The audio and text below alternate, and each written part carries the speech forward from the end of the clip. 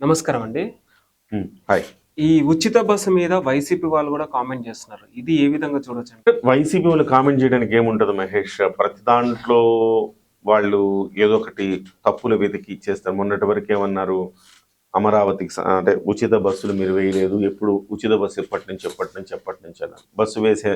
Bus August 15 నుంచి అనగానే ఇది కేవలం ఒక జిల్లాలోనే అంట కదా, పరిమితం అంట కదా, ఒక జిల్లాలో మాత్రమే తిరగాలంటే పక్క జిల్లాకు కూడా వెళ్ళడానికి లేదంట కదా అని మళ్ళీ అన్నారు. కానీ ప్రభుత్వం క్లారిటీ ఇచ్చింది, రాష్ట్రంలో ఎక్కడైనా తిరగచ్చు. లేదు, ఇది ఇప్పుడు మళ్ళీ ఇంకో కొత్త ఆరోపణ ఏం చేస్తున్నారంటే కేవలం 2 బస్సులు మాత్రమే, పల్లె వెలుగు, ఆల్ట్రా పల్లె వెలుగు, ఈ 2 బస్సులు మాత్రమే ఫ్రీగా ఇస్తున్నారు అని చెప్పేసి మరొక ఆరోపణ. ఆధార రహితమైన ఆరోపణలు చేయటంలో వాళ్ళు ముందుంటారు. లేదంటే గుడ్డగాల్చి ముఖం మీద వేసేస్తాం, తర్వాత వాళ్ళు తుడుచుకుంటారు, ఏదైనా ఇది మనకు అని చెప్పేసి ఆలోచన చేస్తూ ఉంటారు వాళ్ళు. సో ఏదైనా మనం ఒక ఆరోపణ చేసినప్పుడైనా, విమర్శ చేసినప్పుడైనా దాని మీద పూర్తిగా అధ్యయనం చేశాకే చేయాలి. అధ్యయనం చేయకుండా ఆరోపణ విమర్శ చేస్తే అది బూమరాంగ్ అవుద్ది, తిరిగి వైసీపీ వాళ్ళ ముఖం మీదనే పడుతుంది.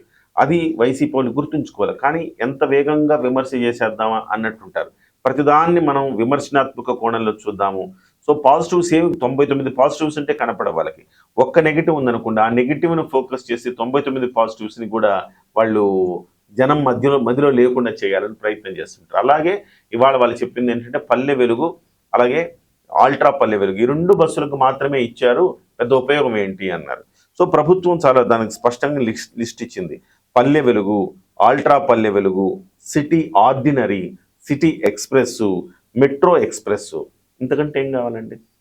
City ordinary, city express, city metro express. ఈ బస్సుల్లో కూడా మెట్రో ఎక్స్ప్రెస్ అంటే విశాఖపట్నం లాంటి చోట్ల మెట్రో బస్సులు ఉంటాయి.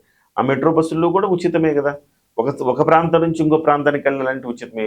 నేను ఇంతకుముందు వీడియోలో చెప్పినట్టుగా మీరు ఎక్కడికి వెళ్ళాలన్నా ఉచితమే. అంటే స్కూల్ పిల్లల దగ్గర నుంచి, కాలేజీకి వెళ్ళే పిల్లల దగ్గర నుంచి, పనిచేసే మహిళల దగ్గర, ఇళ్ల పనులు చేసే మహిళలందరికి కూడా ఉచితమే కదా.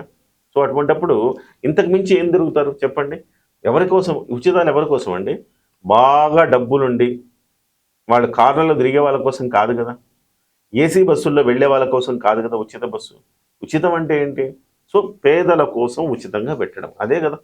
సో అందరికీ ఏసీ బస్సుల్లోనూ బెంజ్ కార్లను తిరిగే వాళ్ళకు, రోజాకో లేకపోతే ఆమె ఎవరు ఉన్నారు కదా గుంటూరులో, ఆ మాజీ మంత్రి కోసమో, వీళ్ళందరి కోసం కాదు కదా ఉచిత బస్సులు. సో ఇక్కడ AC bus, super luxury, ultra deluxe, star liner, Gaurav express, ఇలాంటి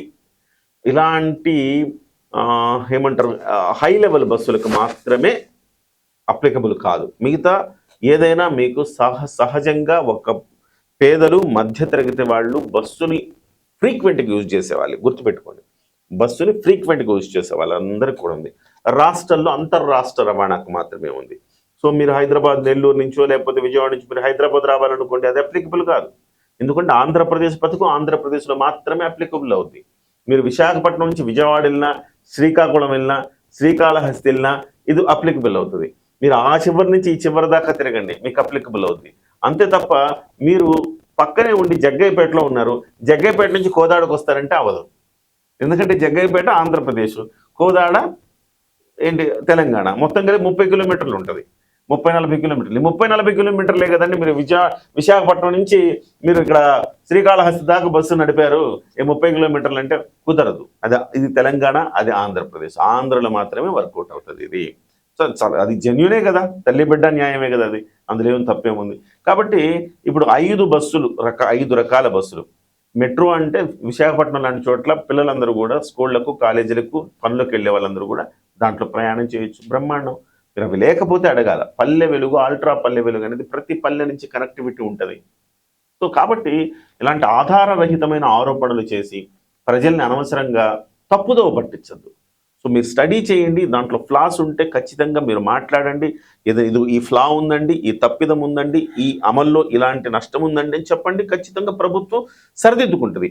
ఎవరైనా కానీ మహేష్, ఏ ప్రభుత్వమైనా కానీ 100% పర్ఫెక్ట్గా చేయాలండి. మిస్టర్ పర్ఫెక్ట్ ఎవరు ఉంటారు? ప్రభుత్వాలు కూడా ఉండవు మిస్టర్ పర్ఫెక్ట్గా.